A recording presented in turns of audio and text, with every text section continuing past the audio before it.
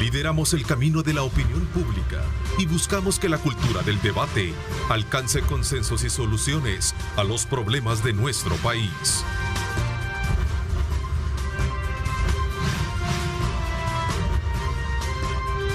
Diálogo con Ernesto López.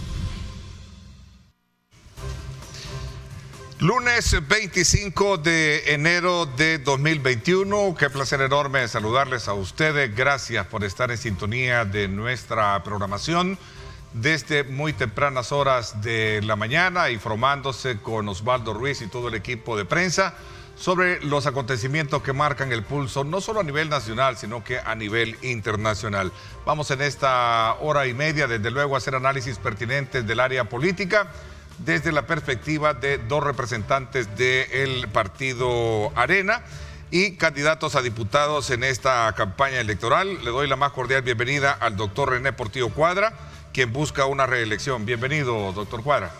Muchas gracias, buenos días, Ernesto. Siempre es un gusto saludarte, desde luego un abrazo a la familia salvadoreña y un gusto compartir con Orlando. Bueno, vamos a darle la más cordial bienvenida también al licenciado Orlando Carranza. Él es candidato a diputado de Arena por el Departamento de la Libertad. Estamos en una combinación entre la experiencia y juventud en esta vez, la primera vez. Gracias por acompañarnos, Orlando. Gracias, Ernesto, por el espacio y gracias por permitirme poder compartir con todos, y definitivamente qué gusto poder estar aquí conversando contigo y con los salvadoreños sobre lo que queremos hacer con el doctor René Portillo Cuadra. Gracias.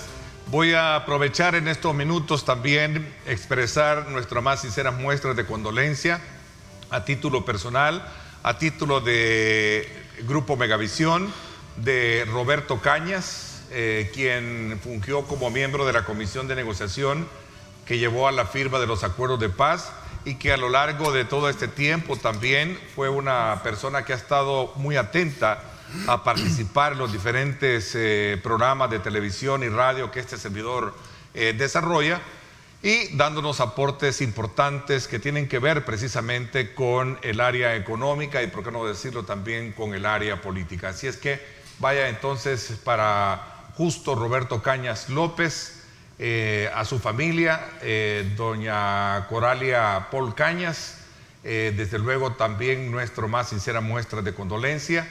En efecto, pues vamos a extrañarlo mucho. Era una persona que daba aportes importantes al análisis de país en materia política, económica y social. Bueno, vamos desde luego a tener esta mañana con ustedes en esta primera parte, René y también Orlando, conocer una evaluación del estatus actual en la que se encuentra el trabajo legislativo y cuál es la perspectiva de trabajo que viene de cara a fomentar esa, digamos, simpatía de la población para que pueda tener el partido y particularmente ustedes lo que podría ser ese beneplácito de estar en la Asamblea Legislativa para el próximo periodo. Comienzo contigo, René. Bueno, muchas gracias. Yo quiero unirme también al dolor que embarga a la familia de Roberto Cañas y desde luego a sus amigos.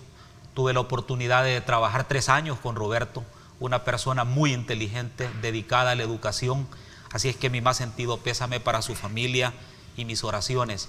Bueno, tal como tú lo planteabas, nosotros hemos venido trabajando en esta legislatura sobre la base de ciertos cánones que nos han regido como partido de oposición. La primera es darle gobernabilidad al país, no al presidente, sino darle gobernabilidad al país. En segundo lugar, nosotros hemos acompañado todos los esfuerzos que desde el Ejecutivo se han realizado en el gobierno del FMLN. Lo hicimos aprobando préstamos, lo hicimos fiscalizando, lo hicimos presentando leyes que le sirven al país, y en este nuevo periodo presidencial que se traslapa en la legislatura también lo hicimos. También hemos venido apoyando las gestiones, sobre todo en el marco de la pandemia, que es un punto de inflexión en la historia del mundo y sobre todo del país.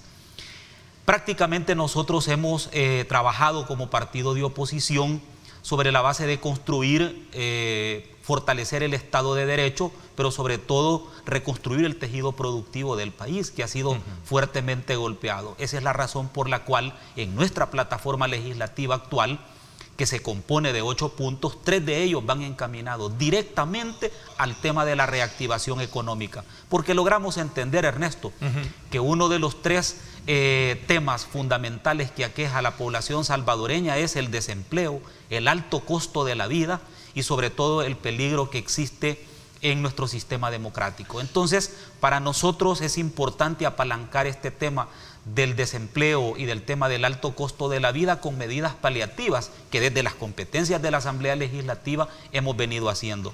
Por supuesto que hay veces hemos tenido, digamos, encontronazos con el órgano ejecutivo. En toda democracia es así, es normal. El denominador común que ha caracterizado este trabajo legislativo es justamente el bienestar de la población, y ahí es donde nosotros nos encaminamos.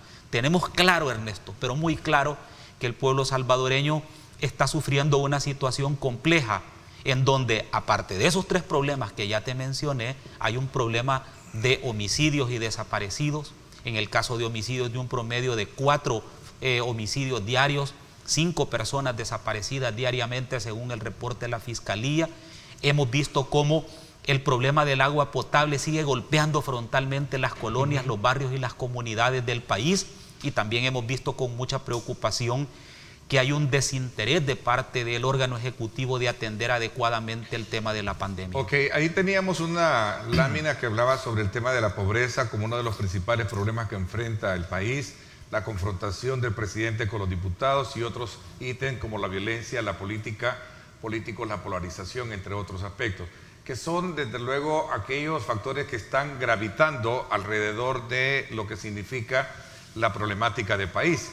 Orlando, ¿cuál es la radiografía que tienes de país y por lo cual te motiva desde luego a inyectarle esa participación novedosa a este proceso electoral? Cuéntanos un poco.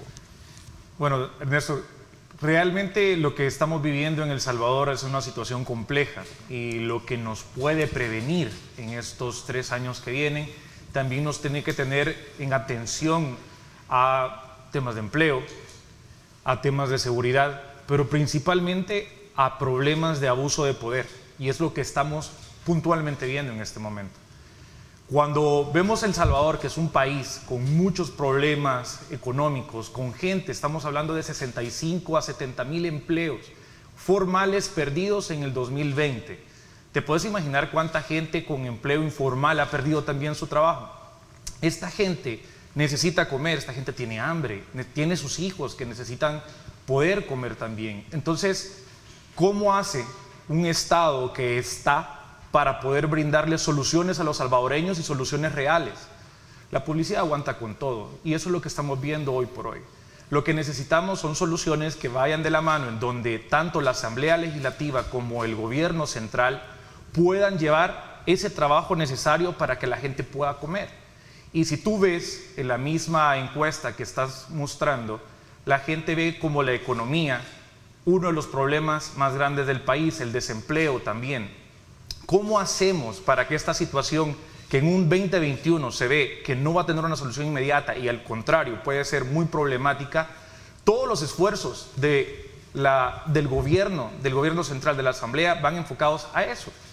Es duro ver cómo, por ejemplo, se sigue comprando alimentos afuera del Salvador para poder llevar alimentos a los salvadoreños, cuando tenemos a nuestros agricultores que están generando producción y que pueden ser calificables para poder comprar esos alimentos. Es decir, ¿cuál es la política que estamos tratando de buscar que sirva para los salvadoreños? Hoy por hoy, si tú vas al terreno, y es lo que hemos estado haciendo, platicando con el doctor Cuadra, eso es lo que estamos haciendo. No tenemos dinero para estar haciendo grandes campañas, pero sí tenemos la capacidad de poder llegar a las casas y poder saludar a la gente y poder platicar con ellos, escucharlos. Yo creo que también en la Asamblea Legislativa necesitamos que haya más escucha de la gente, que podamos tener conciencia que al final del día El Salvador es de los salvadoreños y no solo de unos grupos que están en el gobierno. Entonces tenemos que llegar a escucharlos y brindarles esas soluciones, ser sinceros en lo que se puede hacer. El populismo nos tiene de esta forma en El Salvador complicados, y entender que al final del día todos somos salvadoreños y las decisiones de uno nos van a afectar a todos, porque vamos a vivir aquí. Un 2-3% se va a poder ir si las cosas se ponen más complicadas, y realmente la gran mayoría va a tener que estar aquí, vivir aquí, enfrentar los problemas aquí, y nosotros tenemos que ser parte de la solución.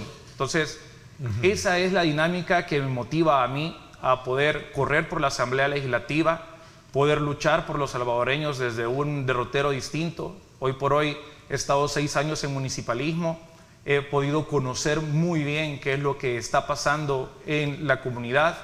Creo que también puedo aportar bastantes cosas a la Asamblea Legislativa y definitivamente cambiar la calidad de vida de los salvadoreños en bien y en positivo. Ok, René, sin duda alguna la pandemia del COVID-19 vino a ponerle un antes y un después al tema de la gobernabilidad en el país.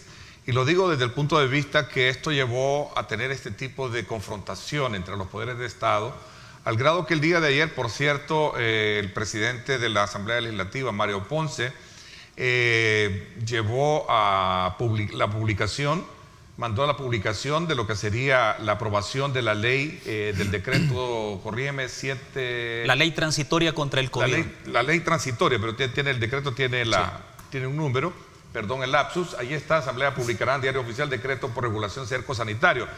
Esto, ¿a qué quiero llegar con este tema? Que para nadie es un secreto que esto llevó digamos, a dinamitar esos puentes de entendimiento, y la gran pregunta es cómo de alguna manera se logra como país reparar esta situación, porque vienen unas elecciones que son decisivas, desde el punto de vista de que una nueva correlación de fuerza podría entrar con mucha representación, tal y como lo muestran las encuestas, el caso del partido Nuevas Ideas frente al resto de partidos tradicionales. ¿Cuál es tu lectura desde el punto de vista político y circunstancial con el planteamiento que he hecho? Bueno, mira, la primera semana de diciembre, el presidente de la República dijo en una cadena nacional de que la Asamblea no le había dado herramientas para enfrentar la pandemia.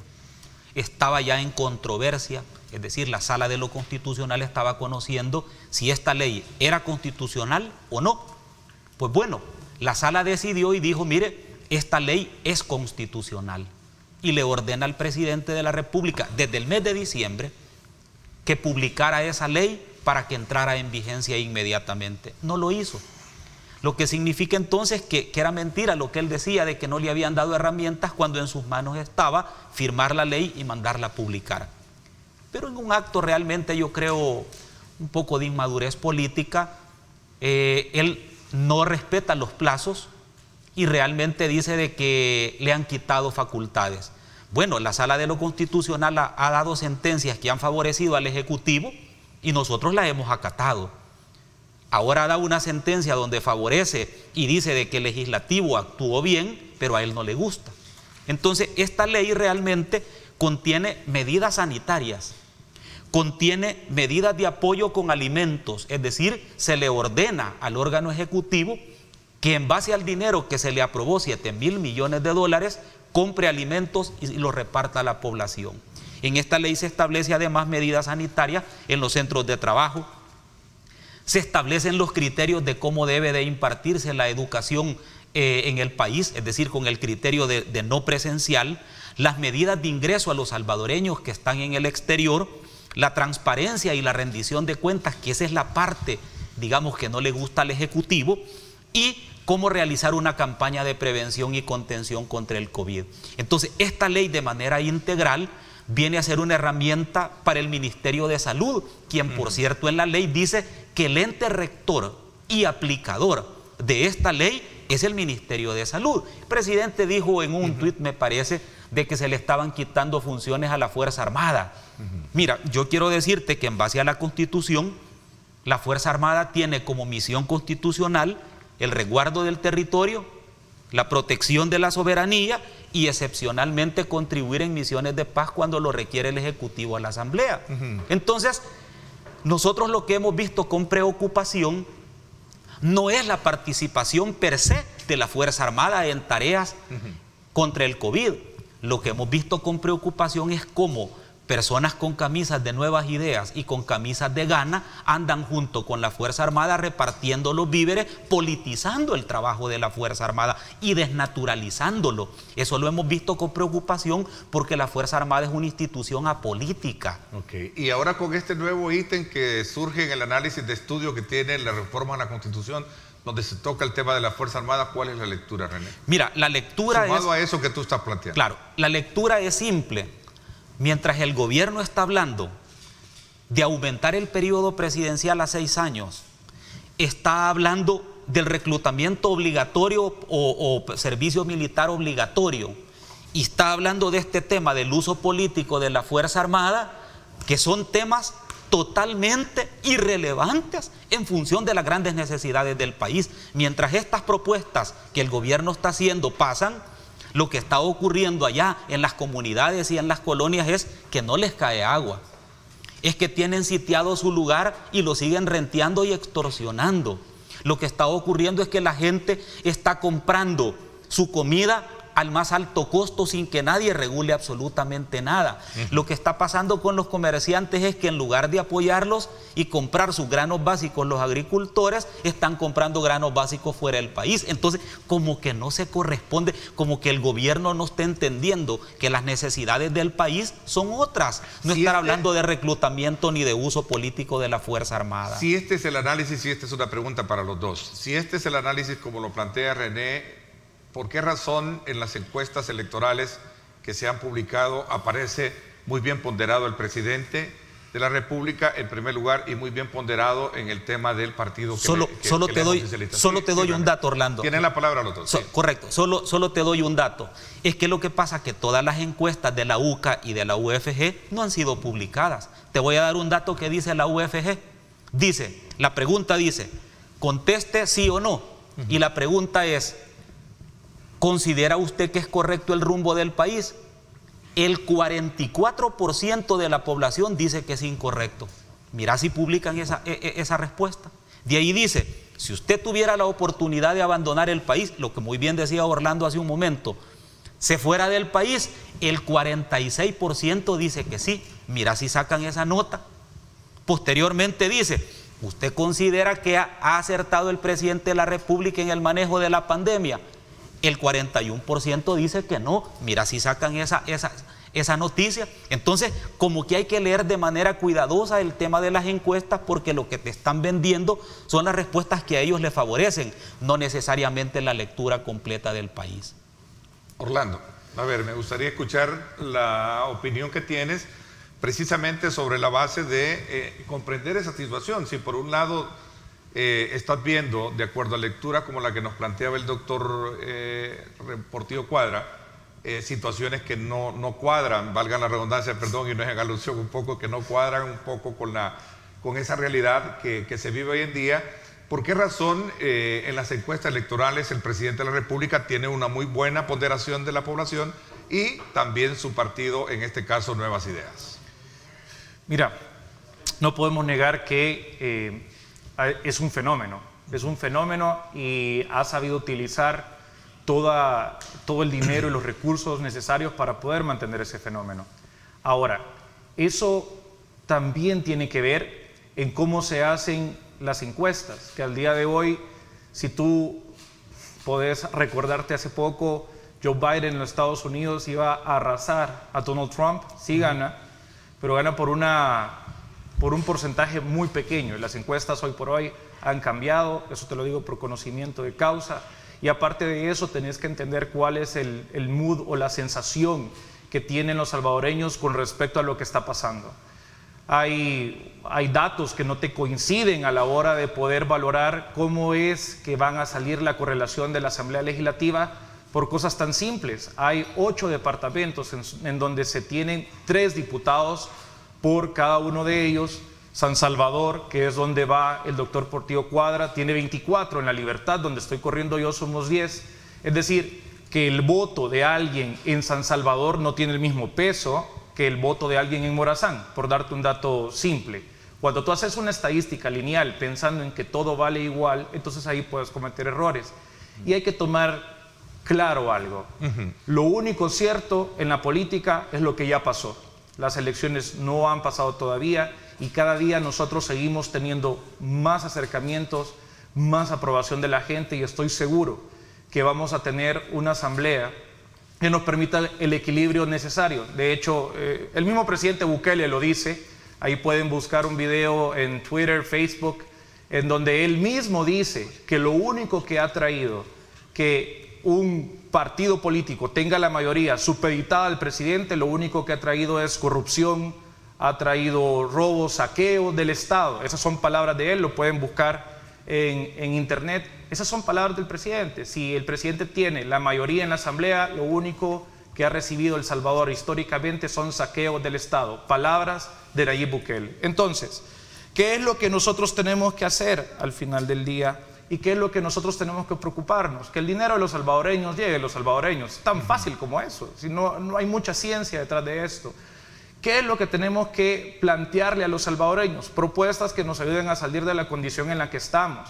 Valorar cómo vamos a conseguir más empleo, cómo vamos a poder pagar la deuda que estamos teniendo hoy por hoy. 7.000 millones, 3.000 millones que se pidieron prestados recién. Eso hay que pagarlo, eso nadie se lo está regalando a nadie. Y va a salir del dinero de los salvadoreños. Entonces, ¿qué es lo que estamos haciendo nosotros o qué es lo que vamos a hacer en la próxima Asamblea Legislativa para que el trabajo de la Asamblea sea productivo para los salvadoreños en generarle más empleo? Definitivamente esa es una de las cosas que tenemos que buscar, no oponerse por oponerse, oponernos para cosas que no vayan en bien de la gente. Si al final usted va a sufrir por su bolsillo y que es la clase media la que más ha sufrido durante todo ese tiempo, hombre, yo creo que lo más prudente es que nosotros tomemos riendas para poder brindarle soluciones. Mira muy bien lo que planteaba Orlando, y en esa misma línea de análisis, mira lo que tú tenías en pantalla, la pregunta sobre la situación económica. ¿Cómo siente el pueblo salvadoreño que está la situación económica en este gobierno? Y mira lo que dice más del 40% que empeoró su situación económica. Sin embargo, en la gran campaña millonaria que tiene el gobierno en publicidad, justamente esa, la situación económica del país mejoró, empeoró o siguió igual. Mira lo que dice el 40.7, empeoró. Y después dice el 38.3, sigue igual. Ahí tenés el 70, más del 70% que dice que la situación va mal. Pero hacete una pregunta, y yo lo voy a decir despacio para darme a entender. En toda esta campaña legislativa y municipal, ¿usted ha escuchado al partido de gobierno o al mismo gobierno cuáles son las propuestas para combatir el tema de la pobreza y la situación económica? No.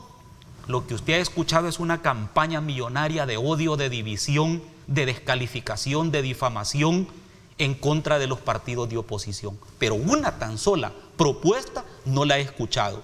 Y esa es la razón por la cual, ante esa ausencia de propuesta, los partidos de oposición como Arena hemos dicho: nuestra plataforma legislativa, vamos a regular y a mejorar el tema del empleo, la salud, la educación, la democracia, el tema del rol de la mujer en la sociedad, el tema de medio ambiente, el apoyo a la agricultura, el apoyo a los gobiernos locales. ¿Por qué? Porque creemos firmemente que el principal desafío que tiene el país es el tema económico. Hagámonos otra pregunta rápido.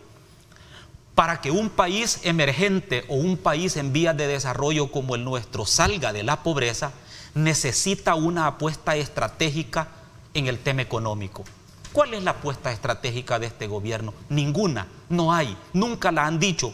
¿Por qué? Porque no la tienen. México es un país, es un verdadero centro logístico, produce granos básicos y el turismo. Chile es un país que le apuesta al turismo, le apuesta a los minerales, le apuesta a los mariscos y le apuesta al tema de la industria del vino. Costa Rica le apuesta al tema del café, al tema de la piña y su procesamiento, al tema del turismo y al tema del desarrollo sostenible. ¿A qué le apuesta El Salvador? A nada, no sabemos. ¿Por qué? Porque tenemos un gobierno que no sabe para dónde va. Y esto hay que tomarlo muy en serio y realmente valorar a dónde están las posibilidades de crecimiento del país. Cuando nosotros vemos el planeta, cómo se está moviendo y la economía mundial, vemos que hay opciones para poder entrar en una industria 4.0 y entrar a la innovación y la tecnología. El Salvador tiene las capacidades para entrar en mercados de innovación y tecnología. Hemos visto cómo muchísimos de los países que estaban en crisis ven hacia este nuevo lado y ven cómo pueden empezar a crecer. Aquí hay que hacer un análisis muy puntual de lo que podemos lograr. Unir la educación que se está dando hoy por hoy para poder brindarle un espacio en el desarrollo tecnológico necesario que permita que los salvadoreños puedan entrar a este mercado nuevo. Y aquí estamos hablando de cosas tan simples como, por ejemplo, poder vender a Europa, poder vender a Estados Unidos, poder vender a la India. La India, hoy por hoy, es uno de los países que mayor cantidad de desarrollo venden al mundo, servicios de desarrollo. ¿Por qué no El Salvador puede entrar en esa dinámica? Puedes imaginarte vos que tengamos gente que pueda abrir una empresa que al final del día no va a tener que hacer una gran inversión, porque siempre tiene que haber una inversión, pero que con esta inversión más medida pueda generar recursos, empleos, pueda generar o entrar a mercados nuevos. Con temas de innovación y tecnología, El Salvador tiene gente muy capaz, pero tenemos que buscar llevarlos ahí, para que no solamente seamos un país agrícola o un país en donde todo lo importamos. Yo voy a insistir en algo, y con eso termino. Voy a insistir en el hecho de que no es posible que tengamos un gobierno que busque comprar afuera antes que comprar adentro. Hombre, si es cadena, esto no, de verdad, no es rocket science, dicen los gringos, pero realmente no es ciencia para mandar hombres a la luna. ¿Por qué no utilizamos el dinero de los salvadoreños para comprarle a los salvadoreños? Y ahí mismo le estamos dando dinero a la familia para que pudiera comprar y no tener a los salvadoreños en una vida que valen 4 cajas de comida en 10 meses. Ok, veamos un poquito y regresemos al planteamiento por el cual ustedes consideran de que hay espacios para poder vender durante el ejercicio de esta campaña electoral unas propuestas que verdaderamente sean más concretas a criterio de ustedes, que lo que se está proponiendo se está haciendo desde la perspectiva de gobierno y también con el partido Nuevas Ideas, tomando como referencia el resultado de estas encuestas electorales, como por ejemplo la de la UCA y también la de la Universidad Francisco Gavidia. A ver, ¿cuáles son los planteamientos o el replanteamiento que se está haciendo para poder de alguna manera superar este aspecto, René? Sobre todo también porque, recogiendo del análisis propio, hay quienes sostienen de que es lamentable que algunos miembros de los partidos, en este caso el que ustedes representan, no estén incluso utilizando hasta los mismos colores de su partido. Me gustaría que un poco hiciéramos el análisis sobre esa base para poder de alguna manera entender qué es lo nuevo y lo novedoso que Arena está ofreciendo entonces para este nuevo periodo legislativo. Voy a hacer una pausa, me la piden, para que hablemos de esto cuando regresemos. Vámonos a una pausa comercial. Aprovecho para invitarlos también a sintonizar en directo con Ernesto López Radio a través de 107 Fuego, estación del Grupo Radial Megavisión, que tiene también otra vitrina, otro espacio y otra plataforma radial para llevarles a ustedes también temas importantes de país para que puedan ustedes de alguna manera mantenerse bien informados. Vamos a hacer un análisis sobre la era Biden de los Estados Unidos y la lectura que nos puede dar el doctor Rubén Zamora, un ex embajador de El Salvador ante Washington. Vamos a estar conversando con él hoy a las 7 de la noche en directo con Ernesto López Radio. No se lo pierda, un análisis de coyuntura y también sobre la era Biden para Latinoamérica. Así es que no se lo pierda. Imágenes desde el sector de Los Chorros para que usted tome en consideración cómo está el tráfico por esta zona. 6:59 minutos. Gracias por sintonizarnos.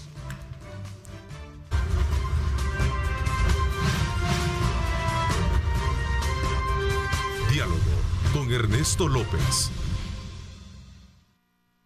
Estás viendo Diálogo con Ernesto López.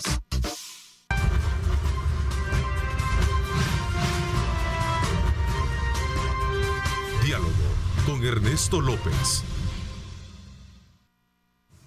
Gracias nuevamente. Aprovecho para invitarlos a la segunda parte del programa. Voy a conversar con el presidente de CONAMIPE, con Paul Steiner. Vamos a hablar acerca de este proyecto que busca fortalecer a las MIPYMES a partir de la asistencia, no solo en el área de capacitación técnica, sino que también del fortalecimiento de la base financiera. Así es que en la segunda parte no se pierda esta interesante pregunta y sobre todo si usted tiene algunas interrogantes de cómo accesar a este tipo de beneficios, pues estar muy atentos al programa en la segunda parte. A ver, el doctor René Portillo Cuadra y Orlando Carranza, ambos son candidatos a diputados en este periodo de elección que estamos viviendo en el país por parte del Partido Arena. Y nos habíamos quedado precisamente tomando como punto de referencia lo que está pasando en el país desde la perspectiva de ustedes en materia de gobernabilidad, el resultado de las encuestas electorales y la pregunta que yo dejaba sobre la mesa, René. ¿Cómo piensan entonces replantearse sobre la base de poder convencer de que Arena sigue siendo una opción importante para el país, tomando como referencia estos resultados? Bien, en primer lugar, lo que nosotros hemos hecho es hacer el trabajo de planificación y de ejecución que el gobierno central no ha hecho. Nosotros en la legislatura que viene vamos a impulsar incentivos para las empresas nacionales e internacionales para poder generar empleo. Esto es parte de las competencias de la Asamblea, que está en el artículo 131. Ninguna empresa nacional o extranjera invierte en un país que no tiene incentivos. Vamos a reformar la ley de Mi Primer Empleo con el objeto igual de incentivar a las empresas que puedan darle oportunidades laborales a los jóvenes que no tienen experiencia. Vamos igualmente a hacer todo un programa legislativo sobre pasantías. Un poco lo que decía muy bien Orlando en el bloque anterior. Cómo lograr enganchar la educación con las competencias laborales, que hoy por hoy no ha sido posible. Igualmente vamos a impulsar una nueva ley de aprendizaje, de oficios que hoy por hoy necesita la sociedad salvadoreña, sobre todo para el tema de empleabilidad, que se han descuidado, como es el tema de la fontanería, de los barberos, de la obra de banco y otros aprendizajes más que colocan la mano de obra salvadoreña en cuestión de 6 u 8 meses. Igualmente vamos a crear un nuevo contrato de aprendizaje en donde mientras el joven está aprendiendo un oficio, el patrono pueda remunerarle hasta un 80% del salario. Este es en la parte económica. En la parte de salud vamos a crear más plazas para el tema de Fosalud, sobre todo en el área rural. En el tema de la salud vamos a impulsar lo que quedó pendiente desde el gobierno del FMLN, que fue el tema de los expedientes electrónicos en materia de salud. Igualmente vamos a impulsar la creación de un grupo de paramédicos. En todos los países del mundo hay un cuerpo de paramédicos como hay un cuerpo de bomberos. En El Salvador no lo tenemos. Te voy a hacer una pregunta que se estará haciendo, y perdón que te interrumpa, sí, René, porque yo creo que es válida, ¿no? Y sé que muchos se la estarán haciendo. ¿No alcanzó el tiempo para poder hacer todo esto? Fíjate que el tema de la correlación política es importante para impulsar una plataforma legislativa. Todo depende de 3 factores. Primero, de la correlación que tengas. Segundo, del entendimiento que logres tener con el Ejecutivo. Y tercero, el diálogo nacional con los sectores respectivos. Claro, en este tema hubo un quiebre que fue la pandemia. Y todo el esfuerzo legislativo de más o menos 10 meses del año pasado de pandemia fuerte, lo destinamos a la creación de 57 leyes para poder paliar la situación grave que vivió el país. Ahora, es importante también entender que en una plataforma legislativa se necesita del entendimiento con otras fuerzas. Y aquí es precisamente donde yo creo, bueno, no creo, estoy seguro de que va a ser necesario una bancada de oposición que optimice los recursos del Estado. Yo te digo una cosa, cuando nosotros vemos en el área centroamericana, para hablar de nuestros pares, cuánto dinero ha tenido durante la pandemia para la reactivación económica de los países, ningún país ha tenido la cantidad que El Salvador tiene, con más territorio y con más población. Entonces, nosotros necesitamos optimizar también, y en el eje de democracia, el tema del ejercicio contralor del dinero es fundamental, porque si se han escapado más de $1.000 millones en corrupción, no queremos que vuelva a ocurrir lo mismo. Y eso solo es posible garantizarlo teniendo una correlación adecuada en la Asamblea Legislativa. ¿Cómo está la moral política de quienes corren esta candidatura y el partido mismo? Esta es una pregunta para ambos. Sobre todo porque en algún momento recojo la expresión y el análisis que están haciendo algunos críticos, que Arena, sus candidatos no están utilizando sus colores precisamente para desvincularse de lo del pasado. A ver, cuéntanos un poquito sobre esto, y también quiero escuchar al igual que Orlando, yo ando en territorio también, casi todos los días. Y yo te puedo asegurar que lo que yo he visto es que mis colegas que van como candidatos a consejos municipales y alcaldes, a diputados del Parlamento Centroamericano y la Asamblea Legislativa, hemos estado usando los colores. Hay excepciones y tienen todo el derecho de hacerlo. Nuestro partido es un partido abierto, de libertades plenas, en donde lo que te determina no solamente es un color, sino tu postura frente a los problemas nacionales, tus principios y valores como ciudadano comprometido con la democracia. Claro, yo por ejemplo estuve en un programa el día viernes y fui con mis colores. Yo me siento orgulloso, yo sé que Orlando también y todos los areneros nos sentimos orgullosos. Lo que ha estado pasando es que por algunas excepciones que han usado colores tal vez en publicidad, están relevando este tema. Pero aquí el tema de fondo es los principios y valores con los que tú enfrentas la problemática nacional. Son válidas las estrategias que se utilizan en ese campo. Claro. ¿No? Ok, vamos a ver, ¿cuál es tu opinión? ¿Tú estás utilizando los colores de arena? Sí, claro. Cuéntame. No, o sea, es muy importante. Mira, yo sí coincido en que los colores no determinan qué es lo que vos vas a hacer. Aquí hay gente de muchos colores, pero al final del día tú tenés que trabajar por los salvadoreños. Los salvadoreños solo tienen los colores de su bandera, los colores de su tierra, punto. El partido te permite que tú tengas principios y valores claros, algo que hoy por hoy lastimosamente en política podemos pensar que se ha perdido, pero por el cual nosotros seguimos trabajando y seguimos luchando.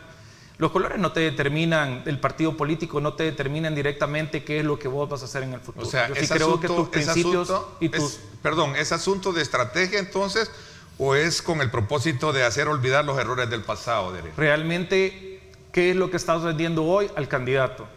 Yo en mi logo tengo los 3 colores, o sea, no hay forma de que me puedan decir que voy corriendo por otro partido, aparte que ahí lo puedes ver, no me puedes decir que voy por el partido del pajarito ni ninguno de esos. O sea, creo que es claro hacia dónde estamos caminando porque eso va enlazado a mis principios y mis valores y es lo que yo estoy tratando de mejorar. La comunicación va mejorando y va cambiando y se va desarrollando en el tiempo y eso es importante.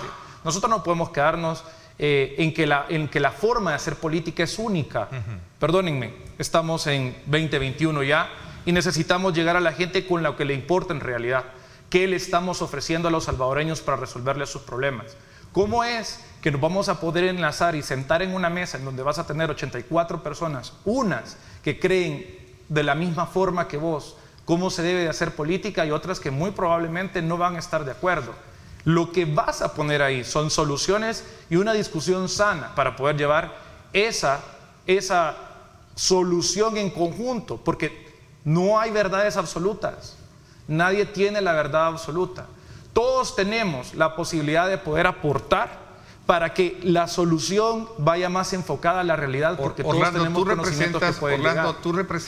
tú representas la novedad, la juventud, el relevo en Arena. ¿Hay errores que no se pueden cometer a tu criterio o no se deberían de cometer si ganan ustedes? Por supuesto. ¿Cuáles son? Uno de ellos es que nosotros tenemos que ser, y yo espero que así sea, personas que no tengamos precio. Y aquí lo digo personalmente, no tengo precio. El precio para mí, para poder estar en la asamblea, es que la gente viva mejor. Punto. Ese es el valor más René, importante para mí. En ese mismo sentido, ¿hay un mea culpa que cambiar Mira, o reconocer? todos los partidos políticos integrados por personas cometen errores o cometemos errores. El partido de gobierno, por ejemplo, está cometiendo errores aun cuando los números en las encuestas lo pudieran favorecer. Ellos están privilegiando una bandera con una N en lugar de privilegiar a las personas que van a llegar a tomar decisiones. En algunos casos quizás porque se avergüenzan del pasado de esas personas que lo llevan como candidato y en otras ocasiones porque ni siquiera entre ellos se conocen. Entonces prefieren pedir más cómodamente un voto por bandera como si la bandera es la que va a ir a tomar decisiones. Quizás en correspondencia con esto que acabo de decir, es que la campaña de ellos dice de que necesitan diputados que gobiernen con el presidente. Nosotros vamos y somos personas que vamos a tomar decisiones para la gente. para la gente, para beneficiar a la gente. No al presidente, él es transitorio. Él en 4 años se va, o 3 años y medio. Entonces, para nosotros sí es importante el tema de los colores, de los principios y valores, y los estamos utilizando en el territorio. No nos sentimos avergonzados de ellos, al contrario, los que mancharon los colores de nuestro partido, unos están en Mariona, otros están en Nuevas Ideas y otros están en Ghana. Este muchacho, por ejemplo, Orlando Carranza, ¿qué le puede recriminar? Si este muchacho nació todavía cuando la guerra empezaba, ¿qué culpa tiene él de lo que se hayan robado o de lo que se hayan malversado? Es la nueva generación de nuestro partido. Pero en ese partido, donde están lanzando una campaña millonaria, que por cierto habría que preguntarse de dónde sale ese dinero, si lo están pagando con los ministerios, con la partida secreta, habría que preguntarse de dónde están utilizando este dinero. La pregunta es, ¿y ese dinero el gobierno no lo debería estar utilizando para la prevención del COVID? 0 anuncios de prevención del COVID, pero anuncios de 3-4 minutos en televisión en contra de la oposición. Eso es lo que la gente debe de reflexionar. ¿Cuáles son los elementos que determinan el lanzamiento o la campaña que ustedes están ya en honor al tiempo, porque se nos está yendo, Orlando? ¿Cuál es el, digamos, de resultar electo? ¿Cuál es la parte? Esta es una pregunta que siempre se las hago porque creo que los salvadoreños merecemos conocer cuál es la bandera por la cual se encabeza tu campaña electoral, por ejemplo. ¿Qué hay que cambiar en este país? Mira, te lo dije anteriormente, mi bandera es mejorar la calidad de vida de los salvadoreños. Pero eso es una cosa muy general, muy genérica. Es una cosa general, pero es real. Si tú lo valoras, en que hoy por hoy hay mucha gente que va a mejorar la calidad de vida del presidente. Y ahí es donde está la gran diferencia. Mi intención es mejorar la calidad de vida de los salvadoreños. Tengo 6 años trabajando en Santa Tecla y tú sí puedes ver cómo esa ciudad ha mejorado en estos 6 años. Hay una diferencia enorme en el trabajo, con todas las aristas que puedas imaginarte, pero al final del día, el 89% de los tecleños dicen que en Santa Tecla se vive mejor. Y eso es por una buena gestión, en donde hemos participado todos. Y ahí es donde tú puedes ver cómo el ejercicio de muchísimas personas enfocadas en un solo objetivo te puede llevar a llevar soluciones reales. Puntualmente, ¿qué me motiva? El tema de empleos. Sí creo que es algo que tenemos que desarrollar, te lo decía anteriormente, ver la innovación como una parte en donde podemos brindarle a los salvadoreños una salida para que puedan encontrar nuevos derroteros y empresas que sí les permita generar más ingresos. La defensa de la mujer, creo que hoy por hoy, aunque tenemos una ley, sí tiene que haber un proceso más claro para que ellas para que se les aplique la ley en su defensa y que no haya tanto hombre ahí haciendo lo que le dé la gana y las mujeres no se puedan defender. Hay que mejorar ese punto en particular. Y otro es ver los temas deportivos como una opción para becas, como una opción para desarrollo económico y como una opción para un disuasivo de la violencia, en el sentido que esta gente pueda ocuparse y que los jóvenes no estén desocupados viviendo sin hacer nada en comunidades en alto riesgo, sino que ellos puedan encontrar en el deporte una salida. Esto es importante. Ok, René, sobre esa base también, para cerrar el ciclo del análisis que hemos hecho de país, tomando como referencia el estado actual de la política y las relaciones interinstitucionales entre órganos de Estado, un poco el tema relacionado con los partidos, ¿cuál es en todo caso la parte fundamental de la propuesta que no el partido lleva, sino que tu persona en lo particular? Bueno, desde la legislatura anterior me propuse fortalecer el combate contra la corrupción. He presentado alrededor de 7 leyes que van directamente en contra de la corrupción, de lavado de dinero, y he logrado la aprobación de 3 de ellas. Voy a continuar trabajando en el tema de anticorrupción. En esta legislatura me he propuesto aprobar una nueva ley de probidad, es decir, una ley que sustituya a la ley de enriquecimiento ilícito que data de hace 40 años, que necesita mejorarse. Y obviamente este tema puede lastimar a los grupos que están ejerciendo abuso de los fondos públicos, pero es necesario una nueva ley. Igualmente, una nueva ley para regular la elección de funcionarios de segundo grado. E igualmente, el tema de impulsar una ley contra el nepotismo. Estos son algunos de las legislaciones contra la corrupción que me he propuesto aprobar en esta próxima legislatura. con el voto de la ciudadanía y con la bendición de Dios. Gracias, René, por habernos acompañado. Gracias, Orlando, también. Gracias. Les agradezco y vamos a seguir conociendo el pulso de más figuras y candidatos en este proceso de elección de diputados y consejo municipal a lo largo de la semana y de lo que resta estos días. Muchísimas gracias por habernos acompañado. Muchas gracias, Ernesto. Gracias nuevamente. Nos vamos a la pausa. Cuando regresemos, el presidente de Conamipe, Paul Steiner, nos habla acerca de los programas de apoyo a este sector importante de la economía del país. No nos cambien. Nos vamos hasta el sector de la Avenida Jerusalén. 7:19. Así está el tráfico para que usted, si piensa desplazarse por esta zona, tome en consideración estas imágenes.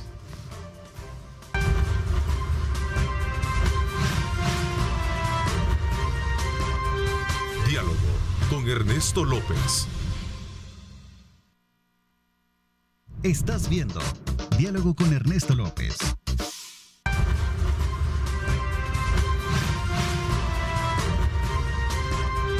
Diálogo con Ernesto López. Gracias nuevamente por estar con nosotros a esta hora de la mañana. Quiero agradecerle a usted la gentileza que tiene de enviarnos comentarios y preguntas que son bien importantes sumarlas al análisis que tenemos con nuestros invitados. Por esa razón, les invito siempre a utilizar este canal de comunicación para poder aprovecharlo al máximo para formular una pregunta concreta con respeto y de esa manera poder de alguna manera utilizarla. No así aquellos que no tienen la consistencia pertinente para poder darles la lectura. Así es que desde ya, muchísimas gracias a quienes utilizan ese canon de respeto para hacer las preguntas. Paul Steiner, presidente de Conamipe, esta mañana en la segunda parte del programa. Paul, ¿cómo estás? Bienvenido. Gracias, Neto. ¿Qué tal? Un gran saludo a todos los que nos están viendo. Qué gusto estar de regreso contigo. Ya extrañaba este set. ¿Verdad que sí? Bueno, siempre ha sido tu casa y va a seguir siendo. Cuéntanos un poquito. Entiendo que se está trabajando ya para lanzar una convocatoria y fortalecer, como siempre, a las pequeñas y medianas empresas con el propósito de fortalecer la base financiera que les permita volverse sostenible en el tiempo y, por supuesto, generadoras de empleo. Cuéntanos un poquito en el examen o el diagnóstico que tienes para toda este sector importante de la economía. Bueno, la misión de Conamipe está sumamente clara en la ley MIPE, que esa se lanzó en el 2014, una ley muy visionaria que habla de proteger y fomentar a la micro y pequeña empresa. Sin embargo, por muchos años había quedado un poco en el olvido el uso de Conamipe como realmente un agente de fomento del cambio económico. Y se creó mucha empresa micro y pequeña de subsistencia. Entonces, con el plan Cucatlán queda sumamente claro que el crecimiento al que le está apostando el presidente Bukele es de abajo para arriba. Y creo que es la única manera lógica de poder asegurar una integración de la economía que remueva el problema de la pobreza, la desigualdad y nos dé una economía pujante.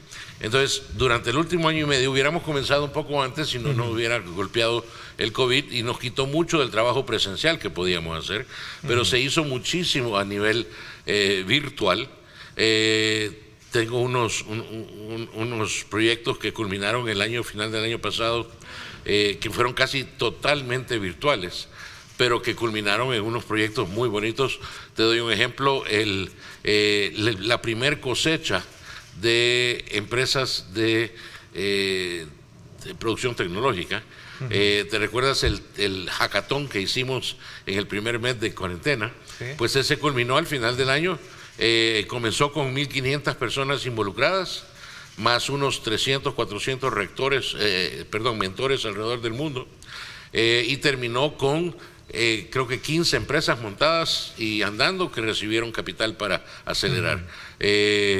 Bonito proyecto. Y por cierto, hoy al regresar a la oficina estamos ya planificando el segundo y el tercero que van a ser este año. Paul, solo hace no menos de un mes recuerdo que la Cámara de Comercio daba a conocer una encuesta en la que había sondeado precisamente a las empresas de nuestro país en cuanto, y tomando como punto de referencia en el estudio, el tema de las ventas. Y decía así, para manera de sintetizar esto, 7 de cada 10 empresas siguen con bajas ventas. ¿Qué tanto ha logrado digamos, superarse esta situación? Bueno, nosotros tomamos casi 4 encuestas, digo casi porque la cuarta está en proceso. Sí. La primera durante el primer mes de cuarentena, la segunda al final de cuarentena, la tercera saliendo ya al mercado abierto y la cuarta, que es la que estamos viendo ahorita, un tiempo después, con comienzos del año. Pero lo que vimos fue que al inicio, lo primero, vimos bastante desesperación. Te doy un ejemplo, 14% de las empresas encuestadas decían que iban a cerrar definitivamente. Esa misma pregunta bajó a 4% en mayo, bajó a 2% en octubre y ahora anda por el 1% de las mismas empresas encuestadas. Sí, estamos hablando de una encuesta que el doble de la membresía de la Cámara de Comercio, casi 4.000 empresas de todo tamaño, de todo el país, y eso significa que es muy representativa de la situación. Sí, la gran mayoría había perdido casi el 100% de sus ventas en los primeros 3 meses. Estábamos cerrados, obviamente. Solo un 10% de la micro y pequeña empresa en nuestros cálculos logró permanecer abierta durante cuarentena porque eran productos y servicios que eran permitidos durante. Y muchos diversificaron sus negocios para poder operar durante ese periodo, distribuyendo equipos de protección personal. ¿Y resultó esa comida, fórmula? etcétera. ¿Le resultó esa fórmula según las mediciones de ustedes? Tremendo. Te lo digo, la diversificación que hemos visto en la micro y pequeña empresa es impresionante. Se han rescatado, Neto, cientos de toneladas de camarón que estaban a punto de ser enterrados para abono porque no tenían cómo venderlo. De repente hicimos el encadenamiento con empresas de logística comercial y de repente ahora tienes en tu colonia, estoy seguro, pickups que pasan vendiendo camarón a 5 pesos la libra. Sí. Nunca antes a 5 pesos la libra en San Salvador. Sí, parece mentira, pero es cierto, fíjate. Es que es cierto. Lo que le faltaba a su modelo de negocio era el lado comercializador y les ayudamos a agregarlo. Recuerdo muy temprano estaba en una reunión con la Junta Directiva de Comures y el alcalde de Zacatecoluca, el doctor Iresi, me dice: mire, yo tengo unas empresas ahí en Zacate que necesitan ayuda, son camaroneros. Ahí nació nuestro conocimiento de los camaroneros, porque habíamos estado trabajando con los productores de hortalizas en el norte. Y con una alcaldía que no representa, digamos, la parte del Ejecutivo hoy en día, del FMLN, ¿no? Pero mira, lo bonito de CONAMIPE es que no tiene color. O sea, qué bueno escucharte decir eso, ¿no? Y es sumamente claro, el empresario puede tener la ideología que quiera, claro, pero su negocio es el que crece la economía. Qué bueno escucharte eso, porque eso le ha hecho mucho daño a este país. Si no sos de mi equipo, no te ayudo, pero qué bueno escucharte eso, te felicito. Y es importante, o sea, parte del problema que tenemos es que todo se ha politizado en el pasado. Y lo que estamos tratando de decirles a todos nuestros clientes en CONAMIPE es: mire, el único color importante para ustedes es el verde del dólar. El color político es irrelevante totalmente. Y creo que es importante reconocer 2 cosas. Una es que todas las empresas, micros y pequeñas y trabajadores por cuenta propia, que facturan $3,000 para abajo al mes, entre ellas le dan de comer a 2/3 de la población salvadoreña. Entonces, ya la diferencia entre digamos, despegue económico y obra social, ya hay mucho gris entre medio. Porque si tú quieres hacer una obra social y mejorarle la vida a 2/3 de la población salvadoreña, aféctales el negocio, ayúdales con el negocio, empújalos, dales capital semilla, dale garantía para que tengan acceso a financiamiento. Y eso es exactamente lo que comenzamos a celebrar este día como el primer día formal de nuestro aniversario de 25 años. 25 años. Nació CONAMIPE como una oficinita pequeña en Capres en el año 96. Sí. Y ahora es una consultora de primera categoría en todo el país. Pero siempre está adscrita al Ministerio de Economía, ¿verdad? ¿O ya está independiente? Es una autónoma adscrita al Gabinete Económico a través de Economía, sí. Que bueno, eso te da mucha libertad para trabajar tu proyecto de manera concreta, ¿no? Bueno, la libertad nos la da la ley MIPE. La ley MIPE nos vuelve a nosotros, en CONAMIPE, el ente ejecutor de la ley. Tú eres un hombre amplio de conocimientos y experiencia que has tenido en otros países sobre el tema del que estamos hablando. Es importante que bajo esta misma mirada veamos un horizonte en el que podemos colocar a CONAMIPE ya no como una instancia autónoma, sino como un ministerio. ¿Qué te parece? No, fíjate que no. Yo creo que el ente rector correcto es el Ministerio de Economía, porque es de donde parten las políticas públicas económicas. Sin embargo, el ente ejecutor está definido por la ley MIPE.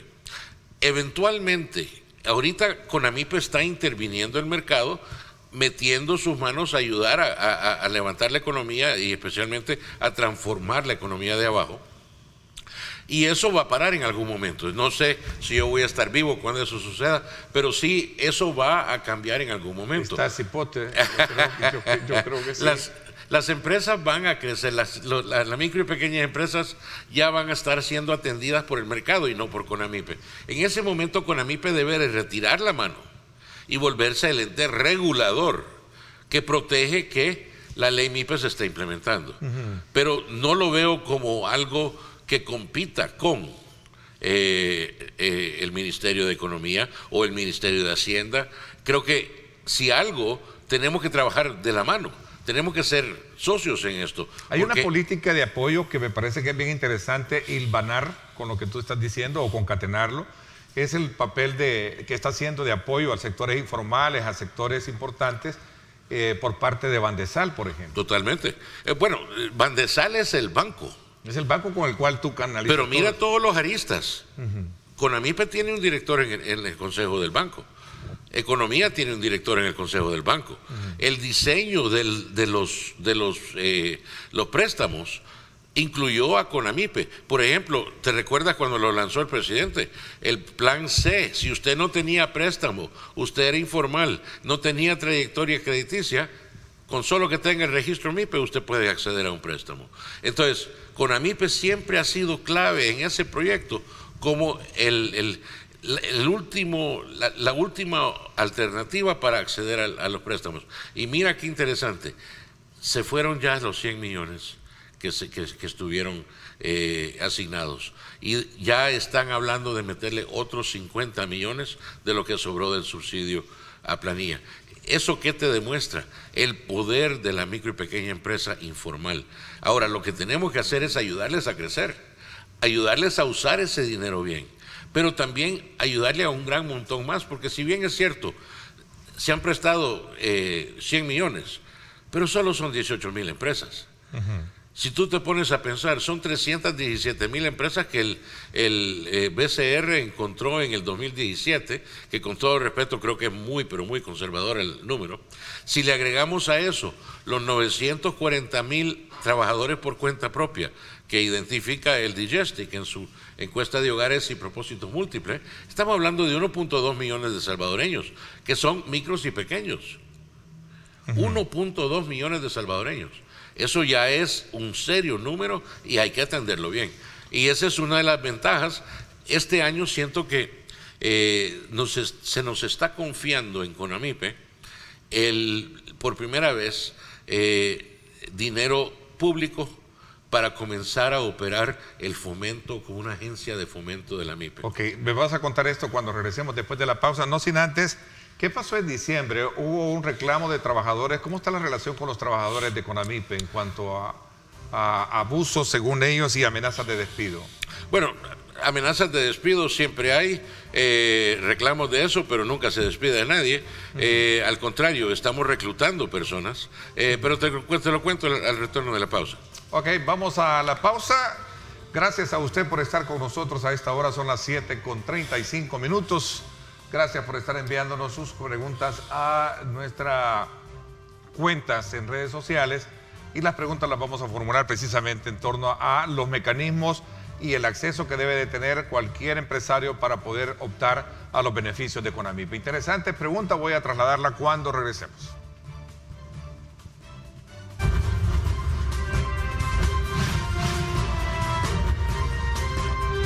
Diálogo con Ernesto López.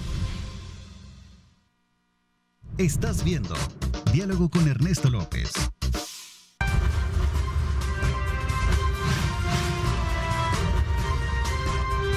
Diálogo con Ernesto López.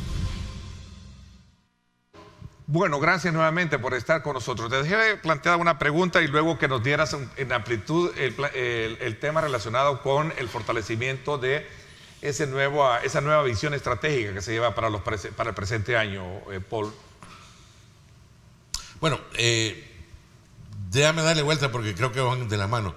Primero, en la ley MIPE, cuando nació en el 2014, se le agregaron dos párrafos, el 51 y 52, en los artículos, donde se le establecía a CONAMIPE el PROGRAMIPE, un fondo de garantías solidarias, y el FECAMIPE, que era un fondo de apoyo de capital de trabajo y capital semilla. ¿Por qué? Porque se reconocía en ese momento la necesidad de que CONAMIPE fuera un líder en inclusión financiera, ayudando al acceso a financiamiento a través de las garantías solidarias y que fuera una agencia de fomento, de crecimiento de la MIPE a través de capital de trabajo y capital semilla para los que no tenían esa capacidad crediticia. Ahora, al fin, el primer gobierno que ha querido soltar el dinero, el presidente Funes no quiso, el presidente Sánchez Serén no quiso, y ahora, gracias a Dios, el presidente Nayib Bukele está comprometido con eso y ya nos soltó en el presupuesto de este año los primeros 10 millones de capital público que están para comenzar a crear esos fondos y echarlos a andar. Ahorita estamos trabajando los reglamentos y los manuales para que eso ya esté. Estamos creando la dirección de administración de fondos para asegurar que la gobernanza esté bien organizada, y yo esperaría que ya para finales de este semestre esos dos fondos ya estén en operación. Lo importante de eso es que eso nos da la habilidad de asegurar que donde no hay acceso a financiamiento por la MIPE, exista. Crear una alternativa que no te pida fiador, que no te pida la magnífica, que te evalúe tu crédito en base a moral de pago y que te ayude dándote una garantía que tú puedes usar como el fiador para tu crédito. Y con eso podemos ayudarle a miles, pero miles de empresas que están todavía micros y que por falta de capital de trabajo no pueden crecer a ser pequeñas. De igual manera, a empresas que son pequeñas que por falta de capital de trabajo no pueden acceder a ser medianas. Entonces, aunque ese va a ser el menor de los rubros, es cómo hacer que el trabajador por cuenta propia se vuelva micro y que la micro se vuelva pequeña. Esos dos saltos, esas dos transformaciones son el objetivo principal de estos dos fondos. Y el tercer objetivo es el de la lucha contra la usura. 98% del sector informal se financia a través de usureros legales y usureros clandestinos. ¿No hay una categorización de ayuda especialmente para el sector informal, dejando a un lado el formal, que es el que paga impuestos? Pregunta alguien por acá. Sí, están las cooperativas y las financieras no reguladas, que son los que principalmente le prestan a ese rubro. Es un mercado de 2.000 millones de dólares al año. No, pero me refiero en el caso de la ayuda de ustedes. Para nosotros... ¿Cuál es lo prioritario, el formal o el informal? No, el sector informal. El sector formal ya está siendo servido por la banca. ¿Ok? Ahí no tenemos mucho problema. Que la banca tiene que desarrollar productos más innovadores que les ayuden, eso sí. Pero al final del día lo más importante es la integración de la economía. Los que están siendo excluidos del sistema económico y los que ya son parte. Juntar esos dos es lo que va a crear el crecimiento económico que necesitamos para equilibrar la economía, crear la clase media y equilibrar la sociedad. Eso está sumamente claro como estrategia en el Plan Cucatlán y es exactamente el norte que tenemos a través del Plan Estratégico de Economía. No fue un año sin duda alguna como lo mejor por la pandemia del COVID-19 para ninguna empresa, pero sin embargo, al escucharte decir que se está haciendo toda la plataforma de apoyo para estos sectores, es que para este año podemos tener una mejor, digamos, cierre o ciclo económico de la actividad de estas empresas. Mira, hubo mucha tristeza el año pasado, hubo mucha dificultad. Mucha gente aguantó miseria, mucha gente aguantó hambre, algunos todavía están aguantando miseria, pero también hubieron un montón de casos de éxito el año pasado. Creo que es sumamente importante recalcar lo valiente que mucho del mercado salvadoreño, especialmente los informales, fueron el año pasado.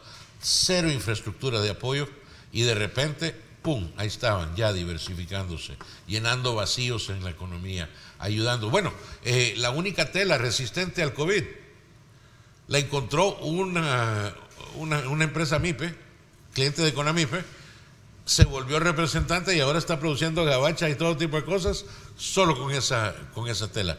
La única tela aprobada a nivel internacional contra el COVID. ¿Qué más te dice eso? ¿Y por qué no lo hicieron las grandes? ¿Qué pasó con todas estas maquilas que supuestamente tienen la capacidad? No, fue una MIPE la que lo hizo. Fíjate que falta promocionar y resaltar y destacar como un ejemplo a seguir por otros empresarios. Es tremendo. Y esas son las cosas que creo que deberían de promocionarse mucho, ¿no? Fíjate que eso es exactamente lo que estamos comenzando a hacer. Esta semana estamos lanzando los 25 años de Conamipe y lo vamos a celebrar todo el año.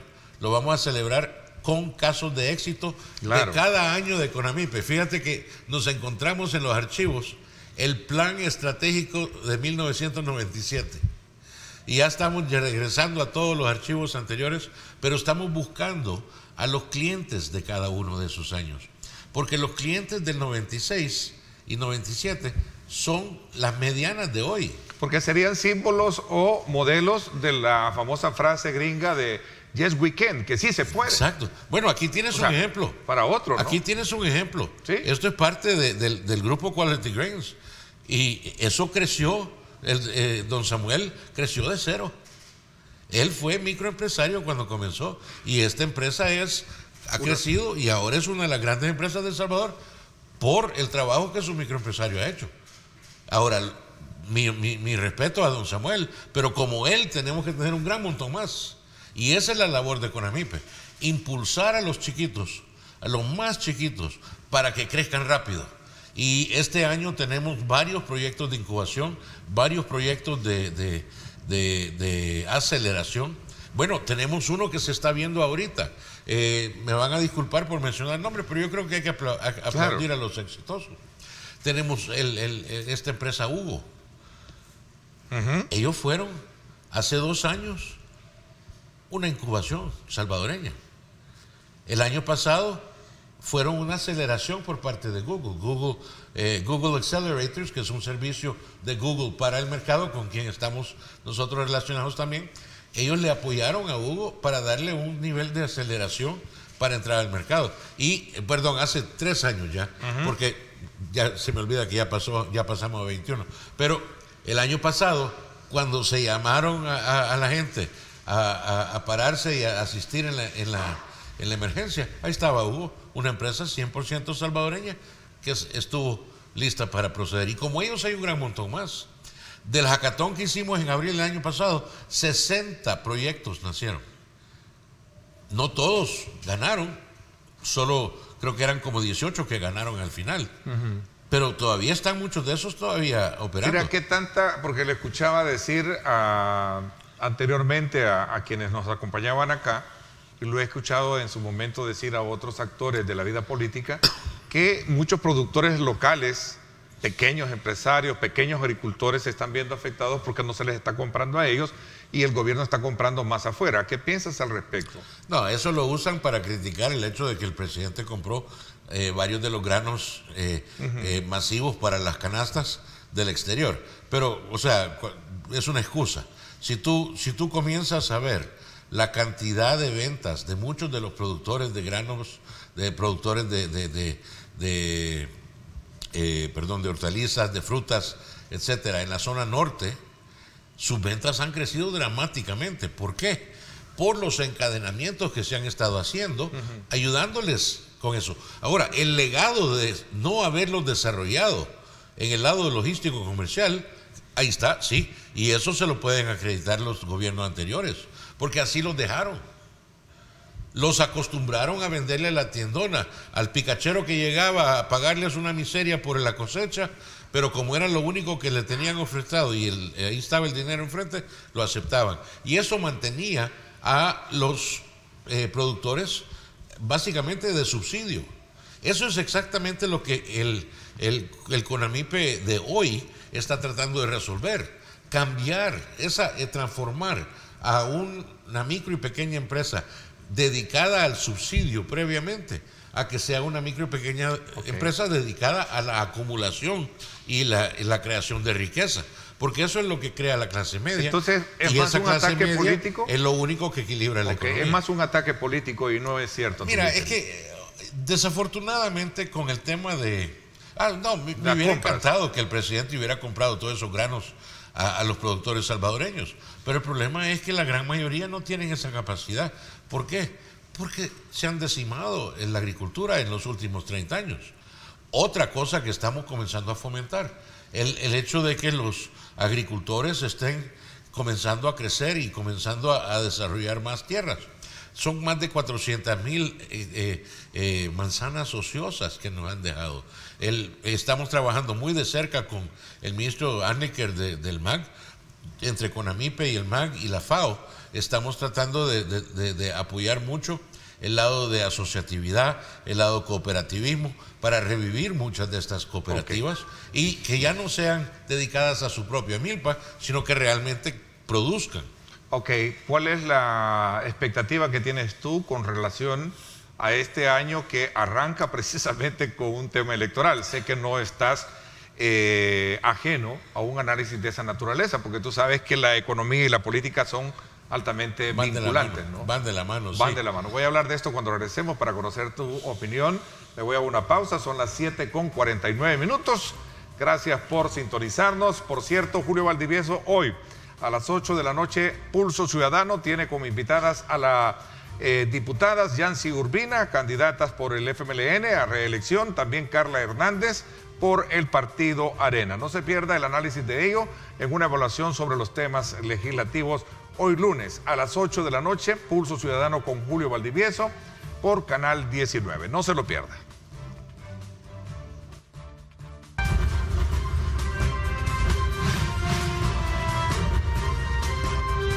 Diálogo con Ernesto López.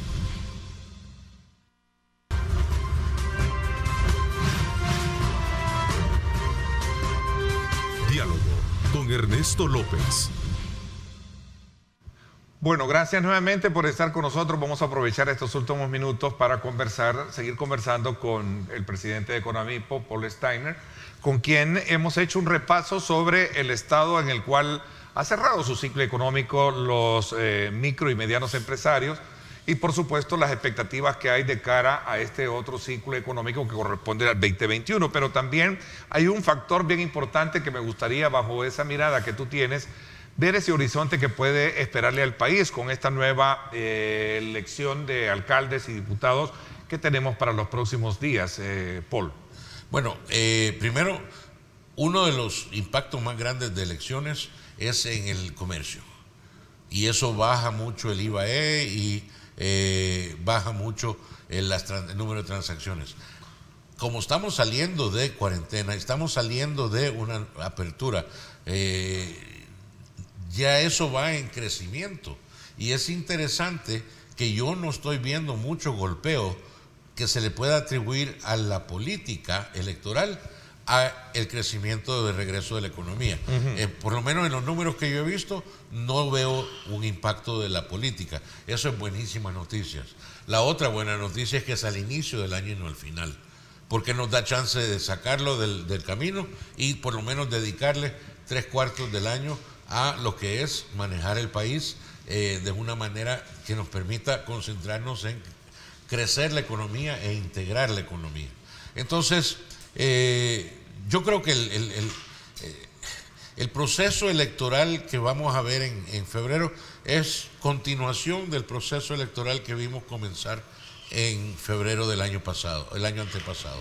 Yo creo que el pueblo todavía tiene que terminar la patada en relación a meter el penalti. Está decidiendo cómo lo va a hacer. Creo que el pueblo es sabio, pero creo que más que nada el pueblo sabe que no podemos seguir haciendo lo mismo de antes. Y el factor o la variable económica de crecimiento, ¿cómo la ves tú desde el punto de vista de tu experiencia? Bueno, me alegra primero que más del 50% de los empleos perdidos formales ya se habían recuperado para octubre. Eso nos da aproximadamente un 35% por recuperar durante noviembre, diciembre y enero. Creo que se logrará. Yo creo que podemos cerrar enero con todos los empleos formales recuperados. Esa es mi opinión, no he visto números exactos. Pero creo que lo importante es tratar de regresar al punto de partida lo antes posible, porque ahorita la clave está en lograr ese despegue económico que tanto nos debemos. O sea, estaba a punto de lanzar el plan de despegue económico en enero del año pasado el presidente Bukele, cuando de repente Puluncún cayó.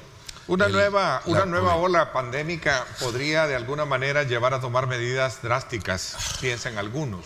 ¿Pero qué puedes cerrar? O sea, a eso me refiero, piensan algunos, ¿no? Incluso temen algunos, hablo de la palabra de temor, temen algunos sectores. No le convendría al país cerrar. Hasta los municipios que estaban bastante bien ya quedaron comprometidos por todo este dime que te diré entre la Asamblea Legislativa y la Sala de lo Constitucional. Si no le hubieran quitado al Ministerio de Salud la potestad de declarar las emergencias necesarias, entonces sí hubiéramos podido tal vez mantener algunas áreas del país, por lo menos con las súper bajas números que teníamos. Ahora ya eso comenzó. Y si lo que me asusta es si viene el brasileño o el sudafricano. Sabemos que el inglés sí lo controlan las vacunas, pero sabemos que también que las vacunas ahorita no están afectando el sudafricano y el brasileño. La estrategia mundial, la única estrategia mundial, solo hay un plan A y esa es la vacuna. Y si de repente el virus no reacciona a la vacuna, tenemos que comenzar de cero otra vez. Yo creo que el pueblo no aguanta eso. Y yo creo que lo que necesitamos hacer ahorita es reconocer que la única persona que puede prevenir el contagio es usted, que se ve en el espejo a las 7 de la mañana cuando está lavando los dientes. Esa persona que usted ve en el espejo es el único que puede parar el contagio, y es hora de asumir responsabilidad. Yo creo que ahí tiene que parar. Me encanta que cerremos con ese llamado que has hecho, porque ayer, por cierto, creo que eran alrededor de 260, hubo una baja de los 300 que veníamos experimentando, pero eso no quiere decir que ya aquí está arreglado el problema. Llevamos 7 días bajando de los 365, creo que fue. Vamos bajando, pero tenemos que mantener la guardia, si no la bajamos, la vamos a... Primero Dios es el pueblo reaccionando, pero de la misma manera que dicen, si no trabajo no como, si no contagio, puedo trabajar. Eso es lo importante. Paul, te agradezco muchísimo que me hayas acompañado esta mañana y nos hayas dado a conocer tu lectura de cuál es el estatus actual de un sector tan importante al cual yo le llamo el héroe anónimo de la economía en el país, como es la mediana y los pequeños empresarios, los microempresarios. Así es que te agradezco muchísimo y el mejor deseo para que ese esfuerzo concatenado con otras instituciones como el Banco Hipotecario, Bandesal y otros puedan de alguna manera fortalecer junto a CONAMIPE esa base importante de la economía estructural que creo que ha sido fuertemente golpeada por esta pandemia. Así es que te agradezco muchísimo que nos hayas acompañado en esta mañana de día lunes. Gracias, Neto, gracias por la oportunidad. Creo que solo cierro con 2 puntos. Uno, no se olvide, el único crecimiento sostenible es de abajo para arriba. El que viene de afuera emplea, pero se lleva la ganancia de regreso. El único que invierte el 100% de su ganancia de regreso en El Salvador es el crecimiento nacional de abajo para arriba. Así es. Foméntelo, cómprele a la MIPE y estése pendiente. Este jueves en conferencia de prensa vamos a dar a conocer todo el esquema de celebraciones y las celebraciones, por cierto, van a ser a través de servicios a la MIPE. No van a ser celebración por celebración, sino que servicios a las MIPES que nos van a fomentar esa celebración el resto del año. Ok, muchísimas gracias, Paul. Recuerden, amigos, utilizar su mascarilla, ¿verdad? Su alcohol gel para bajar, desde luego, esos niveles de contagio. Gracias, pásenla bien y como siempre recuerden lo más importante, amar a Dios sobre todas las cosas. Buscamos que la cultura del debate alcance consensos y soluciones a los problemas de nuestro país.